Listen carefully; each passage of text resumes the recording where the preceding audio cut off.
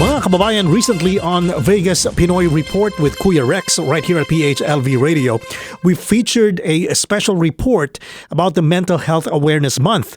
Alam naman natin na sa panahon ng pandemyang ito ng COVID-19, maraming mga emosyon ang dala nito. Hindi lang para sa mga matatanda o mga adults na, pero para sa mga bata na rin. Marami ang naiba na, pati ang pagpasok sa mga schools ay naiba na rin. Kaya kasama po natin si Dr. J. Tan ng Las Vegas para ipaliwanag sa atin ano po ba, Dr. J. Tan, ang mga epekto ng COVID-19 sa mental health ng mga mamamayan natin. Actually, Joe, I mean, it has really affected a lot.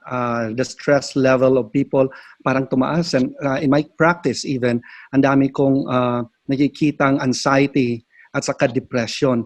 In fact, kung titingnan mo yung studies and research, Kaiser Foundation in California, and they indicated that there will be more than half of Americans, about 56% will experience an additional stress and worry related to the present COVID situation. And these people will at least experience a change in their mental health and symptom, at least one, such as inability to sleep, agitation, anger, anxiety, even physical health, maapektuhan po, headache, sasakit yung tiyan, maglulose stool. Yun yung mga effect, and then about 56% of US and Americans will have experienced this already during the course of the pandemic. With these things going on, Doc, what would you advise para sa ating mga kababayan? And not just para sa ating mga kababayan, but to the general population, kung ano ang pwede nilang mga gawin para po sila mapangalagaan nila ang kanilang mga mental health? That's really good question. Kaya advice ko talaga, one, find an alternative way which you could do activity, even as long as you maintain safe distance.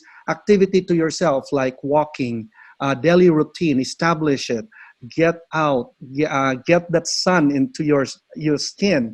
It actually would stimulate your own, what we call, anong tinatawag natin na endorphin, yung chemical na up mood na magbibigay sa'yo ng happy feelings. Also, kailangan ka talagang may support. Talk to somebody if you feel certain symptom, talk to somebody sa pamilya mo, somebody. Tell them it is not bad to say what have you feel that is different from what's your usual. Parang nag-headache, natatakot, express it out. Very important para hindi lalala.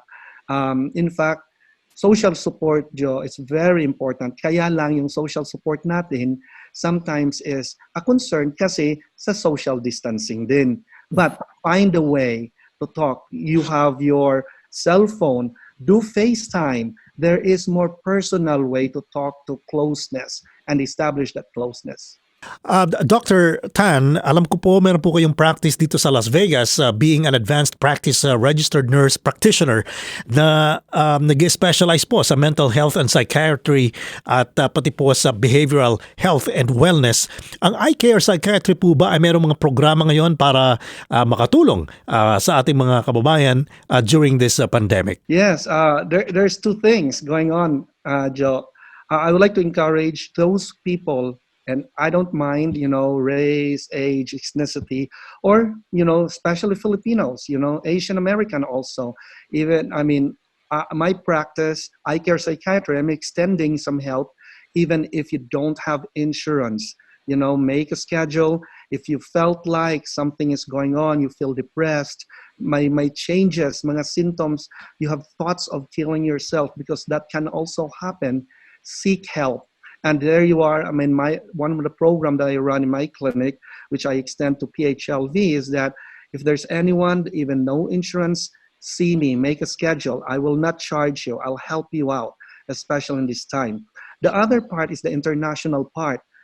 Through the technology Zoom, I'm actually working with the city government of Cebu through Cebu City Medical Center in establishing what we call as critical incident stress debriefing.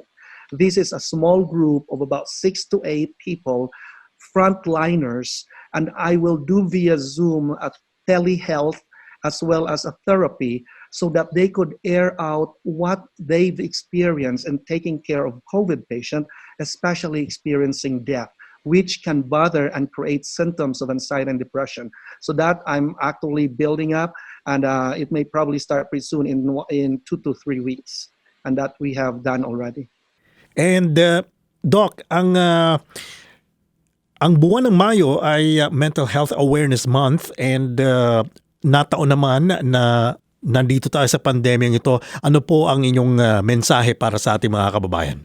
For me, especially, that's the reason why I'm wearing this. If you could see this green ribbon, that's the mental health awareness symbol.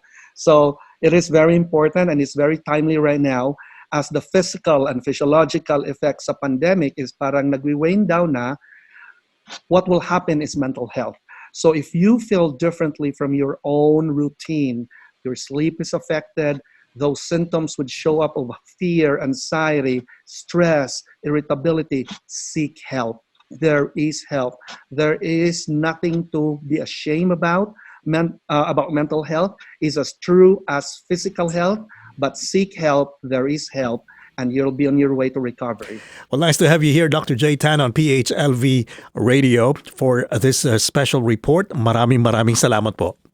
And syempre, para po sa special report ng Vegas Pinoy Report on PHLV Radio, Kuya Yo from the PHLV Radio Studios in Las Vegas.